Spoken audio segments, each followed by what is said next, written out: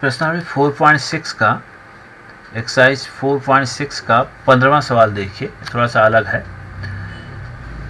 एक वर्ग आव्यूह दिया है, उसका इन्वर्स ज्ञात कीजिए और इस इन्वर्स का उपयोग करके इस समीकरण निकाय का हल ज्ञात कीजिए कह रहे हैं। तो सबसे पहला काम तो करना है, हमें इस वर्ग आव्यूह का इन्वर्स ज्ञात करना है। तो ए इन्वर्स इक्वल होता है adjoint A upon determinant A.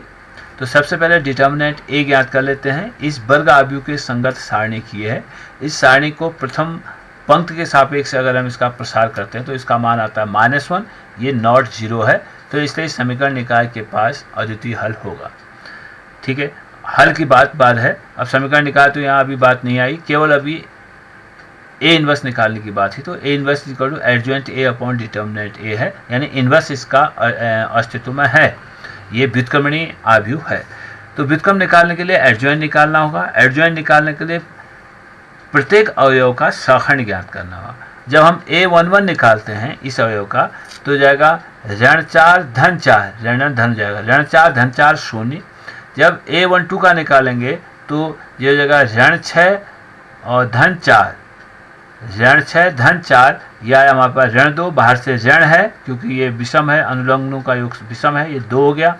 A13 निकालते हैं तो ये जाएगा 3 - 2 1, सम है तो ये 1 रहा। उसी प्रकार से A21 -1 आया, A22 -9 आया, A23 -5, A31 22, A32 23 और A33 13। ये मैंने निकाला है क्योंकि 10 मिनट में पूरा सवाल हल कर नहीं हो पा रहा है, इसलिए मैंने थोड़ा सा इसको हल कर लिया। अब हमें एडजॉइंट ऑफ ए चाहिए। तो एडजॉइंट ऑफ ए जो है सहखंड आव्यूह का परिवर्त आव्यूह होता है। तो सहखंड के प्रथम पंक्ति के अवयवों को प्रथम स्तंभ में लिख देंगे 0 2 1 -1, और दूसरी पंक्ति के अवयव दूसरे स्तंभ में -1 -9 -5। तीसरी पंक्ति के तीसरे स्तंभ में लिखेंगे 2 23 13। इस प्रकार से एडजॉइंट ऑफ ए हो जाएगा। हमें ए इन्वर्स चाहिए, तो A inverse is equal to हो जाएगा एडजॉइंट ए अपॉन डिटर्मिनेंट ए होता है। डिटर्मिनेंट ए हमारे पास -1 हो जाएगा, तो हो जाएगा -1 गुणा ये अभी हो जाएगा 0 -1 2 2 -9 23 1 -5 13।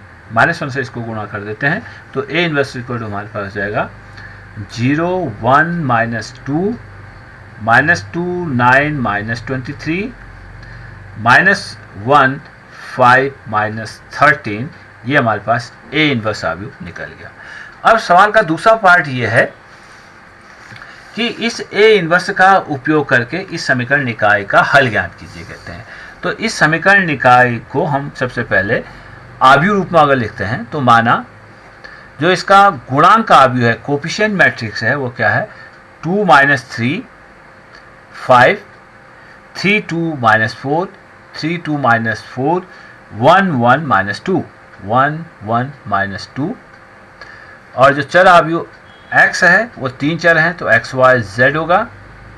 और जो अचर आव्यूह b है, अचर है यहाँ पर हमारे पास 11 ऋण 5 ऋण 3, ये अचर है। तो हमें एक चीज़ यहाँ पर दिख रहा है, इस तरह का जब भी सवाल आएगा उसमें कुछ ना कुछ जो है क्लू होगा। तो यहाँ पर ये क्लू ये है कि जो गुणांक आव्यूह है इस समीकरण निकाय का, जो गुणांक आव्यूह है, जो मैंने आव्यूह गुणांक आव्यूह ए लिखा, वो दिए गए आव्यूह के ही समान है। देखिए दिए गए आव्यूह के प्रथम पंक्ति के अवयव है 2 - 3 5 2 - 3 5, दूसरी पंक्ति 3 2 ऋण 4 3 2 ऋण 4 1 1 ऋण 2 1 1 ऋण 2। यानी जिस समीकरण निकाय का हमें हल ज्ञात करना था उसका गुणांक आव्यूह ही ये आव्यूह ए है जिसका कि हमने ए इन्वर्स ज्ञात किया हुआ है।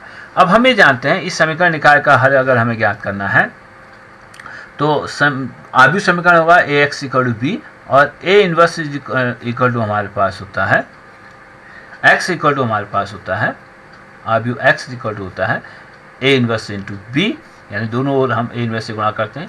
तो इस आव्यूह समीकरण से हम किसी समीकरण निकाय का हल ज्ञात करते हैं x equal to inverse B, यानी x इक्वल टू होता है adjoint of A upon determinant of A into B आव्यूह के बराबर होता है।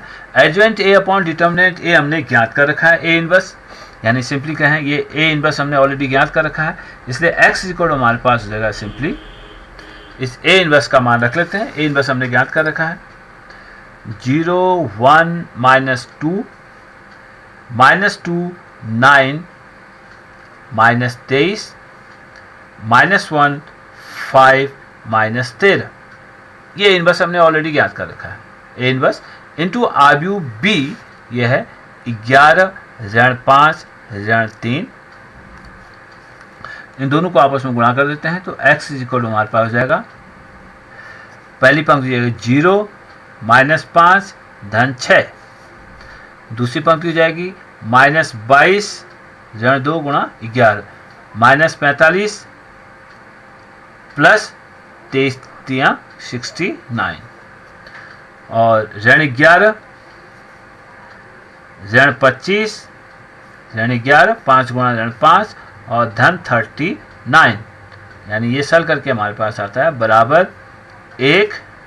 ये हो जाएगा 69 माइनस 67, 5 2 7 4 2 6 67 और ये हो जाएगा 39 माइनस 25 1 36, यानी ये चर आव्यूह x बराबर है XYZ इज इक्वल टू 1 2 3। इसलिए हमारे पास वह हल आया x इक्वल टू 1, y बराबर 2 और z बराबर 3 आया। अब देखते हैं क्या ये समीकरण निकाय को संतुष्ट करता है। XYZ की ये मान 1 2 3 क्या इस समीकरण निकाय को हल करते हैं, संतुष्ट करते हैं। समीकरण निकाय है